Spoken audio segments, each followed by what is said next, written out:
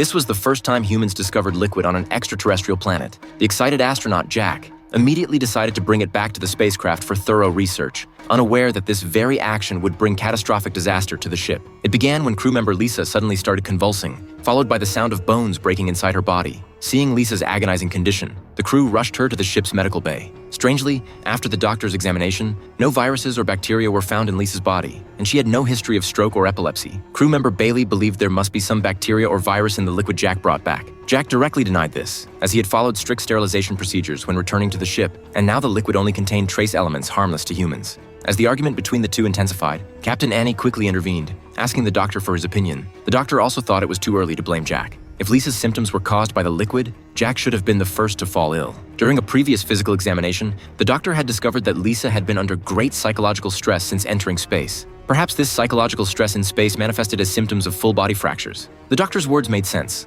and everyone gradually calmed down. Annie instructed everyone to return to work and wait for Lisa's recovery. However, an even more bizarre incident occurred. While piloting the spacecraft, Annie suddenly found her vision becoming blurry, nearly causing her to collide with an oncoming meteor. Sensing something amiss, Annie immediately asked the co-pilot, Daisy, to replace her. Her intuition proved correct. Within just a few minutes, Annie was horrified to discover she had become blind. Again, no viruses or bacteria were found in Annie's body, and the doctor knew her psychological stress had always been at a normal level. What exactly was causing all this? As Annie grew anxious, the doctor thought of someone, the astrobiologist, David. Upon waking from the hibernation chamber and learning about the events, David immediately inquired about the specific trace elements in the liquid Jack had stepped in. When he heard it contained calcium, phosphorus, and a small amount of boron, David instantly turned pale. They were in big trouble. Meanwhile, Daisy, who had temporarily taken over as captain, discovered during her inspection that Bailey was extremely irritable and constantly cursing Annie, blaming her for everything that had happened due to her negligence as captain. Daisy immediately intervened, and Bailey reluctantly left. Daisy thought Bailey would settle down, but unexpectedly,